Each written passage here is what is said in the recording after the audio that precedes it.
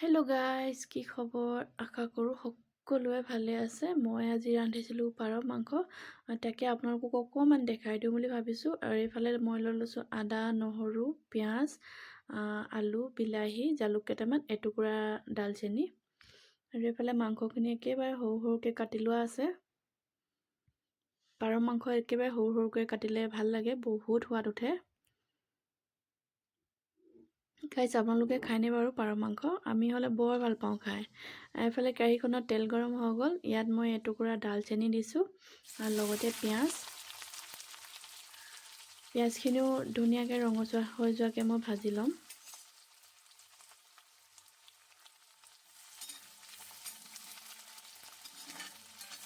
আৰু পাৰ মাংসত জালুকটো যদি আপোনালোকে দিব নিবিচাৰে নিদিব।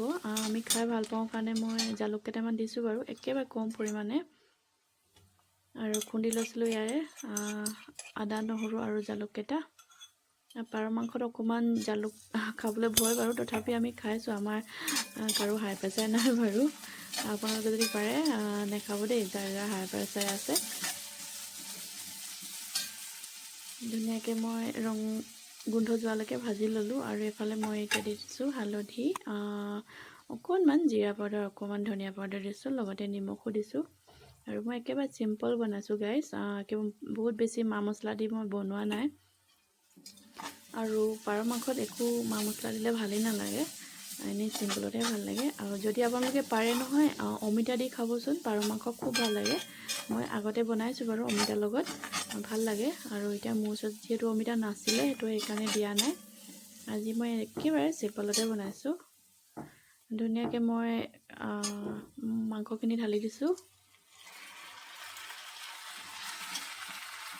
মাংসত বহুত বেছিও মই আলু নাই দিয়া, এটাই আলু দিছোঁ।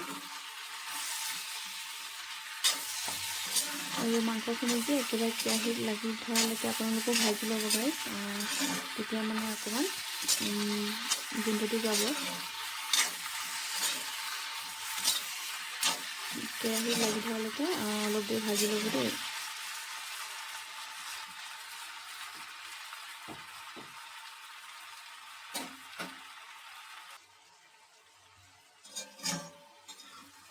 মোৰ অলপ লাগি ধৰিছে বাৰু কেৰাহীখনতে।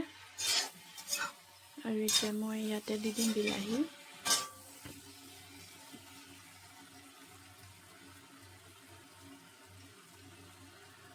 বিলাহী মই ঢালি দিছোঁ। বিলাহী ঢলাৰ পিছত অলপ দেৰি সিজিব লাগিব বিলাহীখিনিও।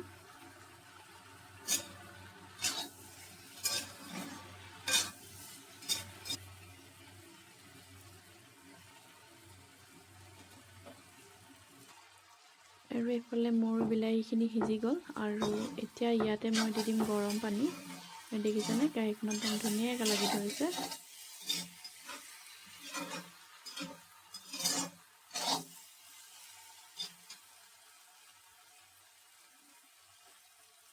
আৰু এতিয়া দি দিছোঁ বহুত বেছিকৈ গৰম পানী। আমাৰ মাহঁতৰ ঘৰৰ চাইডে যে ইমান বেছিকৈ পাৰ মাংস নাখায়, ইমান বেছিকৈ মানে নাখায়। আৰু এইফালে যে গুৱাহাটী নলবাৰী চাইডে পাৰ মাংসটো মানে একদম বহুত চলে, খাই। তেওঁলোকে আলহী আহিলে পাৰ মাংসই ৰান্ধি খুৱায়। আৰু মই যে এইফালে যিহেতু বিয়া হৈছোঁ যদি গুৱাহাটী নলবাৰী চাইডে, তো সেইটো কাৰণে মই পাৰ মাংস খাবলৈ লৈছোঁ। আৰু এতিয়া আগতেতো নাখাইছিলোঁ, এতিয়া খাওঁ, খুব ভাল লাগে খাই।